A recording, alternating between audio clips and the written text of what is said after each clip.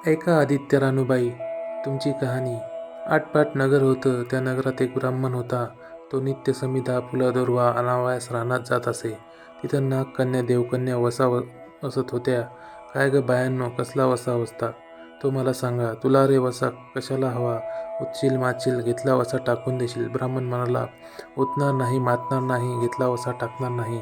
तेव्हा त्या म्हणाल्या, श्रावण मान येईल, पहिल्या आदितवारी मौनानं उठावं, सच्चिळ वस्त्रासहित स्नान करावं, आमोदक पाणी आणावं, विड्याच्या नागवेलीच्या पानावर रक्तचंदनाची आदित्य रानूबाई काढावी, 6 रेघांचं मंडळ करावं, 6 सुतांचा तंतू करावा, त्यास 6 गाठी द्याव्या, पानफुल व्हावं, पूजा करावी, पानाचा विडा, फुलांचा झेला, दशांगाचा धूप, गुळ खोबऱ्याचा नैवेद्य दाखवावा, 6 मास चाळावी, 6 मास मागी रक्त सप्तमी संपूर्ण करावं. संपूर्णास काय करावं? गुळाच्या पोळ्या, बोटव्यांची खीर, लोणकढं तूप, मेहून जेवू घालावं. असेल तर चिरचोळी द्यावी, नसेल तर जोड गळसरी द्यावी, नसेल तर 2 पैसे दक्षिणा द्यावी आणि आपल्या वसाचं उद्यापन करावं. असा वसा ब्राह्मणानं केला. त्याला सूर्यनारायण प्रसन्न झाला. भाग्यलक्ष्मी आली. तेव्हा राजाच्या राणीनं ब्राह्मणास बोलावणं धाडलं. ब्राह्मण जातावेळेस भिवू लागला, कापू लागला. तेव्हा राजाच्या राणीनं सांगितलं, भिवू नका, कापू नका. तुमच्या मुली आमचे येथे द्या. आमच्या मुली गरिबाच्या तुमच्या घरी कशाला द्याव्या? दासी कराल, भटकी कराल. राणी म्हणाली, दासी करीत नाही, भटकी करीत नाही. राजाची राणी करू, प्रधानाची राणी करू. मार्गशिराचा महिना आला. ब्राह्मणानं लग्न करून मुली दिल्या. एका राजाच्या घरी दिली, एक प्रधानाच्या घरी गेली. गेल्या पावली मुलींचा समाचार घेतला नाही. 12 वर्षांनी समाचारच ब्राह्मण निघाला. राजाच्या घरी गेला. लेकीनं बसावयास पाट दिला, पाय धुवायला पाणी दिलं. बाबा, गुळ खा, पाणी प्या. गुळ खात नाही, पाणी पित नाही. माझी कहाणी करायची आहे, ती तू ऐक. तुझी कहाणी ऐकायला मला काही वेळ नाही. राजा पारधीला जाणार आहे, त्याला जेवायला उशीर होईल. तोच त्याच्या मनात राग आला. तेथून निघाला, प्रधानाच्या घरी गेला. तिनं पाहिलं, आपला बाप आला म्हणून बसावयास पाट दिला, पाय धुवायला पाणी दिलं. बाबा, गुळ खा, पाणी प्या. गुळ खात नाही, पाणी पित नाही. माझी कहाणी करायची आहे, ती तू ऐक अगोदर. तुझी कहाणी नको ऐकू तर कोणाची ऐकू? घरात गेली, उतरंडीची 6 मोते आणली. 3 आपण घेतली, 3 बापाच्या हातात दिली. त्यानं मनोभावे कहाणी सांगितली. लेकीनं चितभावे ती ऐकली.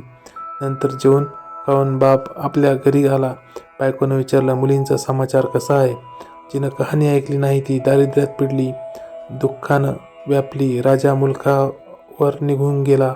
जिनं कहाणी ऐकली होती ती भाग्यानं नांदत आहे.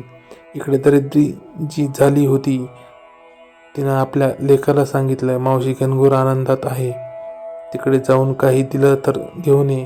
पहिल्या आदितवारी पहिला मुलगा उठला. तळ्याच्या पाळी जाऊन उभा राहिला. अगं अगं दासींनो, तुम्ही दासी कोणाच्या? आम्ही दासी प्रधानाच्या. प्रधानाच्या राणीला जाऊन सांगा, तुमच्या बहिणीचा मुलगा आला आहे. कसा आला आहे? काय आला आहे? फाटकं नेसला आहे, तुटकं पांघरला आहे, तळ्याच्या पाळीला उभा राहिला आहे. परसदारानं येऊ द्या. परसदारानं घेऊन या. परसदारानं घेऊन या आल्या. नाऊ माकू घातला, पितांबर नेसायला दिला, जेवू घातलं, कोहळा पोखरला, होन मोहरा भरल्या. बाबा, कोठे ठेवू नको, विसरू नको, घरी जतन करून जा. वाटेनं आपला जाऊ लागला. तो सूर्यनारायण माळ्याच्या रूपानं आला. हाताचा कोहळा काढून नेला. घरी गेला. आईनं विचारलं, काय रे बाबा, मावशीनं काय दिलं? दैवे दिलं, कर्माने नेलं. कर्माचं फळ पुढं उभं राहिलं. मावशीनं दिलं होतं पण ते सर्व पुरं गेलं. पुढं दुसऱ्या आदितवारी दुसरा मुलगा गेला. तळ्याच्या पाळी जाऊन उभा राहिला. अगं अगं दासीनं, तुम्ही दासी कोणाच्या? आम्ही दासी प्रधानाच्या. मग प्रधानाच्या राणीला माझा निरोप सांगा. त्यांनी निरोप सांगितला. मग प्रधानाच्या राणीनं त्याला घरी घेऊन नाऊ माकू घातला, पितांबर नेसायला दिला, जेवू घातला, काठी पोखरून होन मोहरांनी भरून दिली. बाबा, कोठे ठेवू नको, विसरू नको, घरी जतन करून जा म्हणून सांगितलं. वाटेत सूर्यनारायण गुराख्याच्या रूपानं आला. हातची काठी काढून घेतली. घरी गेला. झालेली गोष्ट राणीला सांगितली. दैवे दिले, ते सर्व कर्माने नेलं. पुढे तिसरे आदित्यवारी तिसरा मुलगा गेला. तळ्याच्या पाळी उभा राहिला. त्यालाही पहिल्यासारखा प्रधानाच्या राणीनं घरी नेऊन न्हाऊ घातलं, पितांबर नेसायला दिलं, जेवू खाऊ घातला, नारळ पोखरून होनमोहरांनी भरून दिला. कोठे ठेवू नको, ती विसरू नको म्हणून सांगितला.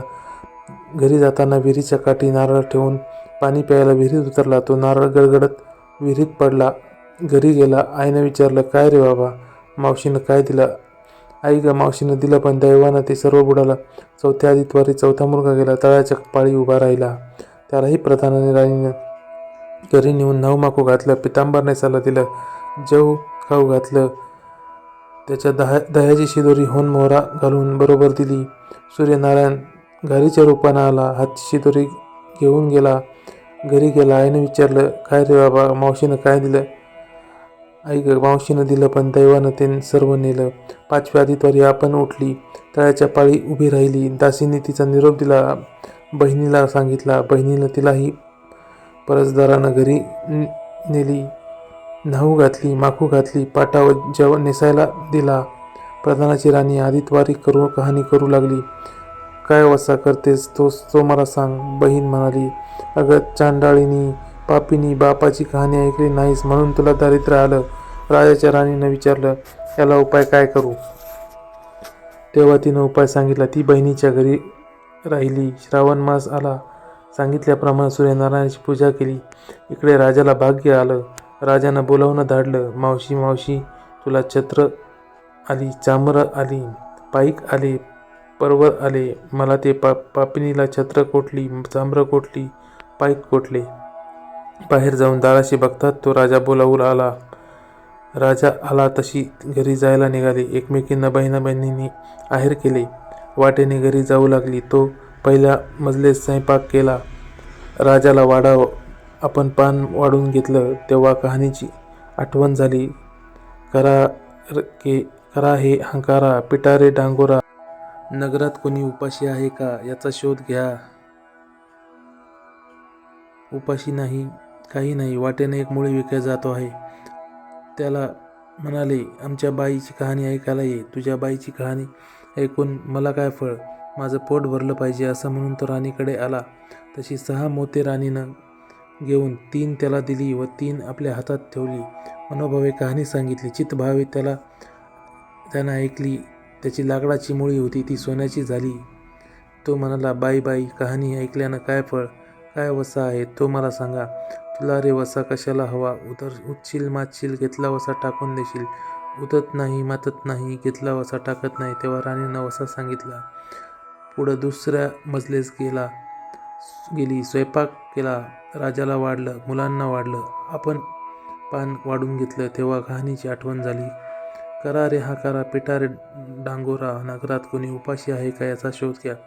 उपाशी नाही, काही नाही. माळ्याचा मळा पिकत नाही, विहिरीला पाणी लागत नाही. एक माळी चिंतेनं बसला आहे. त्याला हाक मारली. आमच्या बाईची कहाणी आहे. तो आला. राणीने 6 मोते घेऊन 3 आपण घेतली, 3 माळ्याला दिली. राणीनं कहाणी मनोभावे सांगितली. चित्तभावे माळ्यानं ऐकली. माळ्याचा मळा पिकू लागला. विहिरीला पाणी आलं. तो म्हणाला, बाई, कहाणी ऐकल्याचं एवढं फळ, मग वसा घेतल्याचं काय फळ? काय वसा असेल ते मला सांग. मग राणीनं त्याला वसा सांगितला. पुढं तिसऱ्या मजलेस गेली. स्वयंपाक केला. राजाला वाढलं, मुलांना वाढलं, आपलं पान वाढून घेतलं. तेव्हा कहाणीची आठवण झाली. करा रे हंकारा, पिटा रे डांगोरा. नगरात कोणी उपाशी आहे का, याचा शोध घ्या. उपाशी नाही, काही नाही. एक म्हातारी आहे. तिचा मुलगा वनात गेला होता. एका डोहात बुडाला. एक सर्पानं खाल्ला. त्यामुळे तिची चिंताक्रांत बसली आहे. तिला म्हणाली, आमच्या बाईची कहाणी ऐक. ती म्हणाली, कहाणी ऐकून मी काय करू? मी मुलांसाठी रडते आहे. बरं, येते. मग ती राणीकडे आली. राणीनं पहिल्याप्रमाणे तिला कहाणी सांगितली. तिनं चित्तभावे ऐकली. तिचा मुलगा वनात गेला होता. तो आला. डोहात बुडाला होता. तो आला. सर्पानं खाल्ला होता. तो आला. ती म्हणाली, बाई, कहाणी ऐकल्याचं एवढं फळ, मग वसा घेतल्याचं काय फळ? काय वसा असेल ते मला सांगा. मग राणीनं तिलाही वसा सांगितला. पुढे चौथे मजलेस गेले. स्वयंपाक केला. राजाला वाढलं, मुलांना वाढलं, आपलं पान वाढून घेतलं. तेव्हा कहाणीची आठवण झाली. करा रे हंकारा, पिटा रे डांगोरा. नगरात कोणी उपाशी आहे का, याचा शोध करा. उपाशी नाही, काही नाही. काळा डोळा, मांसाचा गोळा, हात नाही पाय नाही असा मनुष्य रस्त्यामध्ये होता. त्याच्या अंगावर तांब्याभर पाणी ओतलं. पालथा होता तो उताना केला. 6 मोती होती. 3 मोती त्याच्या पेंबीवर ठेवली. 3 मोती आपण घेतली. राणीनं मनोभावे त्याला कथा सांगितली. ती त्यानं ऐकली. त्याला हातपाय आले. देह दिव्य झाला. तो म्हणाला, कहाणी ऐकल्याचं एवढं फळ, मग वसा घेतल्याचं काय फळ? काय वसा तो मला सांगा. मग राणीनं त्याला वसा सांगितला. 5व्या मुक्कामास घरी आले. स्वयंपाक केला. सूर्यनारायण जेवायला आले. 7 दरवाजे उघडले. लोहगंगाळ पाणी तापविलं. षड्रस पक्वान्ने जेवायला केली. सूर्यनारायण भोजनास बसले. त्यांना पहिल्या घासास केस लागला. ते म्हणाले, अगं अगं, कोणा पापिनीचा केस आहे? राजाच्या राणीला 12 वर्षे दरिद्र आलं होतं. तिने आदितवारी वळचणीखाली बसून केस विंचरले होते.